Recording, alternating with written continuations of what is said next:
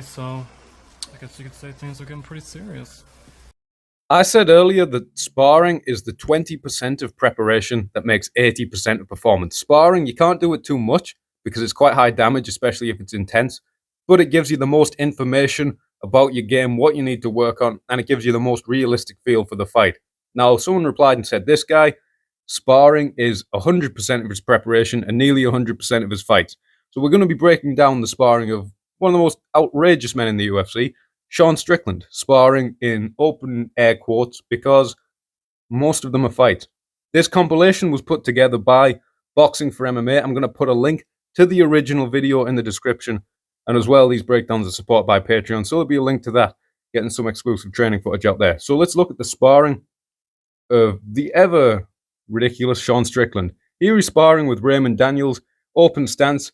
Sean Strickland is looking for these kicks. He doesn't really put much hip into him, and that's crazy there. They're both spin at the same time. Sean Strickland actually had decent technique on that spin kick, and they end up kind of trading the spin kicks like that little bit in the fight scene in Metal Gear Solid 4 towards the end. Greatest fight scene in video game history, and then he gets hit with a back kick. Here he's sparring Jalen Turner by the looks of it. Jalen Turner is huge. Opposite stance matchup again. Jalen Turner uses his lead hand really well, and both of them are using that lead kick. It's not a power shot. Normally, opposite stance matchup, if you're orthodox, you're looking to power kick with the right leg into the open side. If you're southpaw, you're looking to power kick with the left leg into the open side. And then that lead side is quite closed off for the kick. But they are both picking up that lead leg and kicking it into the hamstring or into the body sometimes. And this can be good for two reasons. One, it can start to corral people towards your power hand. And as well, once you start establishing that lead kick, you can feint that lead kick and use it to step down, get your foot into outside foot position and land your powerful shots. Kind of like, it's like a cheat code to getting your foot into that position. Max Holloway used it really well against Anthony Pettis when he was using the lead side kick to the knee, and then he would just step it down, slide by, step it down. A lot of reaching with both hands and sticking his head back, it does Sean Strickland. It's funny how Sean Strickland, he'll always say, oh, Pereira's not a great, well, he did say Pereira's not a great striker, he's just tall. Or Adesanya's not a great striker, he's just tall. And then Sean Strickland uses the most untechnical tall man approach to defense. Reach both hands out, stick his head back, and hope they're with. Here he's sparring with Johnny Walker by the looks of it. He's quite easy to tell because he's got a crazy haircut and pink gloves. Using his shoulder roll, I think when he uses his shoulder roll, it works a lot nicer when it's really tight. And then he can come off with a 1-2 like that. Feet very close together for Sean Strickland. It's an interesting stance. And I would love to see him develop his lead leg a lot more. He doesn't have to be Takeru. He doesn't have to be Jonathan Haggerty. But he could get a lot off of developing a really good lead leg where he could just snap that leg up, snap it into the gut. A triangle kick. How good would a triangle kick be for Sean Strickland? There he's picking up his leg, but he never puts any hip into it. He's got very dead hips when he kicks. And here, he's getting caught with the exact same shot that Alex Botan Pereira hit him with because he's exploiting that reach. He reaches out with that right hand to parry while sticking his head back. The general rule on parrying is if you parry, you're coming forward with the parry and you're ducking into your parry. Parries are to get closer. You generally don't move back and parry because you make this opening. And here, the sparring partner at Extreme Couture feints a jab and then hooks around him. He gets caught clean. The same shot that Pereira put him out with. Here's some sparring at Extreme Couture. Looks like a very busy mat. Mat's a bit chaotic. Whilst I was over in Vegas with Harry, was doing the promo for Dana White's Contender Series August 15th. We were kind of trying to figure out which gym we could get to in time before we had to get the flights back. And it worked out better to go to Syndicate MMA. We had the connection with Davey Grant there. When they had the mats all busy like this, they had people on the mats to keep pairs separated. It was a busy mat. There was like Khalil Roundtree and Michael Chiesa, Dvalishvili on it. But they had people on the mat to keep pairs separated so they're not just falling on top of each other. This looks a little bit chaotic. Here we see Strickland using that lead leg again. Because he jabs, it would pair so well if you use that lead leg inside, lead leg high kick, the classic George St. Pierre stuff, jab to high kick. There he does it, but there's no real hip into it. It would be strange if he's not putting his hip into it because he's sparring when we're going to see he just throws heat in sparring. It'd be weird just to control his kicks and then swing so hard with his hands. I think it's more his hips are quite tight and he doesn't really put them in. Here he's reaching with both hands. His sparring partner catches his leg, he turns away. Generally not the best approach when you get your leg caught, but it can work. There's calf kick and then an axe kick. An axe kick is something that could possibly work against Strickland because he reaches his hands out and his head comes back. But yeah, he's hardly physique with his lead leg. Yeah, that's quite nice. They're both Philly shelling. And then Sean Strickland, something Sean Strickland does really well is he reaches out with both hands, but when he does it well, he'll use it to manipulate his opponent's guard. And when he manipulates his opponent's guard, that's when he can follow up. We're going to see a bit of this here, and we're going to see some good body work, actually. He's framing and manipulating on his opponent. I think it's something he does a bit more when he's in boxing gloves, because you can get easier connection boxing glove to boxing glove. He's not quite Masato style, not full shoves, but he's just jabbing away. When he does reach out, he can get caught. Here, his sparring partner, or opponents, because he's pretty much having fights in the gym, is completely squared up, which is opening up the body. But Strickland's head is up really tall and it can get hit. I think this would be a really good addition to Strickland's game if he added those frames into kicks, developed his kicks and used those frames into knees, frames into kicks, frames into elbows, the way like a classic Anderson Silva. I think Anderson Silva versus Rich Franklin. That would be brilliant. But those frames are really good when they muffle the opponent's offense. Frames can be really good. Instead of always trying to race your hand back to your chin, where someone can punch quicker than you can get your hand back to your chin sometimes, you punch and then just leave it out there and frame. Here, I'm not sure who the fella is, but we're going to see some very concussive sparring. He's closing the door with the left hook, which is generally a good policy there. He kind of overthrows himself. He's in his upright stance, 1-2, recovers his stance with his left hook. That's the beautiful thing about a left hook. If you overthrow your backhand, that stance can be recovered quite quickly with a left hook. And if you can keep it tight, it's hard for the opponent to come inside it. Probably, if this was a better sparring practice, you wouldn't just be hunting for the finish here. But there might be some background story to it. There might be some Yakuza side story stuff where this guy's some masochist glutton for punishment and was like, oh, come on, Strickland, give us a bash.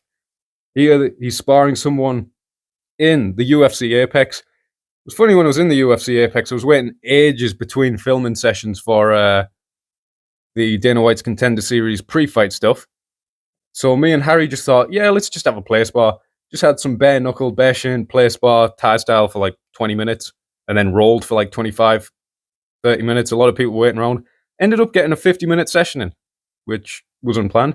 But anyway, here we see another opposite stance matchup with Strickland sparring someone in his underwear who's quite shy. He tries to swing his left hand over Strickland's guard as he reaches with both hands, but it doesn't quite connect. Here, Strickland is using his frames really well to manipulate the guy, especially towards the ring ropes. But the issue is, someone can always bomb over that. Unless you've really took someone's balance off course, they can kind of bomb over that. But I think there's a bit of a level discrepancy, which isn't allowing that. Uppercut through the middle of the guard. Really nice to pair the cross with the uppercut. Crosses make people duck. Uppercuts make people stand up. It's a really good double attack. And it's really nice how he'll throw that right straight, sometimes more like a jab. No wind up, no bending at the knees and like fully throwing it textbook, but just shooting the arm out straight so it pierces through the guard. He's moving. This guy, I think he's given all kinds of expletives between it. Doubling up on the right hand. Sometimes combinations can have double and triple right hands, or just using the right hand, bringing the left hand out to frame and just get leverage into the next right hand, rather than just traditional combinations. I don't know what these taunts and aggro animations are, but there's probably, again, some kind of Yakuza backstory I've missed to this. He stands up completely tall, feet together. Surprisingly, he's not that great at checking, despite having his feet so together. Using that lead hand to frame, to push into the right hand. Left hook, looping round. Sometimes that left hook, if you're throwing it opposite stance, it's got to be so tight that it comes inside, or loops right around. Again, sparring partners crashing into each other. Uses that lead hand to frame. A few little taps of the lead hand to set up the right hand next. Sometimes it can be good to lead with the right hand and then leverage into the left hook. That can be a really nice strategy. A really nice strategy Pereira uses in opposite stance. And there, just some more swinging, gets his collar ties inside. He he often spars these outmatched people. Maybe they need to learn a lesson, and then he just has a little lean back. The lean back there, it can get you out the way. Again, he disses tall people for fighting like tall people, and then relies on stuff that only really works if you're a tall person. That lean back. Generally, you would teach someone to keep the hand up, spring back on the back foot, and then land solid shots. But again, Sean Strickland, he breaks a lot of rules, and then he's really successful with it. Again, he's shouting at this fella. They're in the UFC Performance Institute. Had a spar with Harry in the cage and took a few free coffees and free bottles of Prime whilst I was there. This upright stance, it's almost like he's upright and looking down on the opponent and looking down on the exchange. Here he uses a double forearm guard, which is a bit rarer for Strickland, and something that'd be really good is swapping between different types of guard, because it'll give him different types of counters. That's really good, that those annoying lead hands, multiplying that lead hand, triple, triple, triple, tap, tap, tap, and then setting up his power shots off that. Very Diaz-esque. Nice denim cargo shorts, khaki shorts to spar in. Very professional training equipment. And he's looking to do a bit of Holloway Lamas to this. Because classically, that's what you do in the gym, is you do the end of Holloway Lamas at the end of every spar. He's reaching both hands out. He does this a bit more in boxing gloves. In MMA gloves, it can be risky because you don't have that solid purchase. The hands can go on the body and then slip. And plus, you can get warned for reaching your fingers out if you aren't keeping your fingers in tight. This double forearms guard. That was a nice lead parry. He lead parried the right hand down and then just jabbed over it. But see how he's always on this trigger to parry. If someone's using those lead hand feints, he can really reach, and then that opens up the left hook. But surprisingly, he doesn't get caught by it that much. It took a double champ in Glory Kickboxing to land that. There's a really nice body shot. Something we'd love to see Strickland do more with body shots. This guy's just going out for Strickland's knees, so Strickland's going to ping him. Guy throws a cartwheel kick, and then he's getting pinged whilst all over the training bags. Another UFC Apex spar. This guy seems to have a bit more about him than the guy he's sparring. Strickland using this nice shoulder roll. That was a really nice combination there. Let's look at this again. 1, 2. Gets a little bit outside. Double jab, right hook body, left hook head, and then finishes with the right straight. Before he slips over on a Super Mario Kart banana peel. But that was a really, really nice combo. He started straight. He went hooking and around the guard, and then finished straight. Really, really nice. People tend to use the straight punches to set up the hooks, but then they don't finish with the straight punches again that often. So I want to watch that combination again before he slips over in the banana peel, because there's a lot of really good stuff in that combination. And he's in swim shorts by the looks of it, ready to hit the pool after. Double jab, hook, hook, and then a straight shot at the end. Really nice to finish done. Double hooks is quite open and unorthodox to throw, but then you can finish it with the straight really, really effectively. He's going double jab, hook again. Flares his right elbow out a little bit when he's double jabbing, which generally you want that elbow glued to the body, but if he's kind of feinting it between a hook or a straight, that can be really effective to mess with his opponent's expectations. Max Holloway used that really well against Calvin Kattar. Max Holloway would go double jab in or slap hook double jab, and his right elbow wouldn't be in the textbook glued to the ribs position if you were throwing like a nice Jai Herbert style 1-2. You'd kind of let his arm flare out, and it would make it a little bit more unpredictable. Even though it wouldn't set up for the cleaner right straight, it would make it more unpredictable, and he could throw his right hand hooking around the guard like an overhand, or bring it back straight, or loop it round for an uppercut. So sometimes it's okay to let that back elbow flare out when you're throwing your double jab right straight. Stance ends up completely square there, and the throwing back and forth. Hook, dips down really low. This one, he's really throwing hard at his opponent. Well, opponent, sparring partner. It's really nice use of the right hook, really appropriate use of the right hook. That's something Sean Strickland does really, really well, is that appropriate use of the right hook. He uses it to corral people. He uses it to hit people as they're circling off. It'd be nice to see it hit to the body sometimes, so there's no risk of ducking in. Plus, because he's so comfortable in these hard fighting, exchanges because he has fights in the gym all day, and his cardio is really good because of that. Not necessarily, he might not necessarily be the fittest guy ever, VO2 max wise. He might be, but he's so comfortable in these fights. It's like take a guy like John Charles Skarbowski. He wasn't some fitness freak athlete, but he could go 5 rounds easy with Wacko on a day's notice because he's so efficient and he's so used to having fights. Sean Strickland's kind of like that because he's had so many gym fights. But what he uses really well is that right hook to corral his opponent. There he hits a beautiful one to the body. Head goes down really low. He hits a 1-2, and then the next one hooks around. Something that Sean Strickland does beautifully well is he'll mix up between the right straight and the right hook. A lot of people throw their right hook unintentionally, and it just comes out because they're not that strict with the technique. And it's natural to arc your punch over.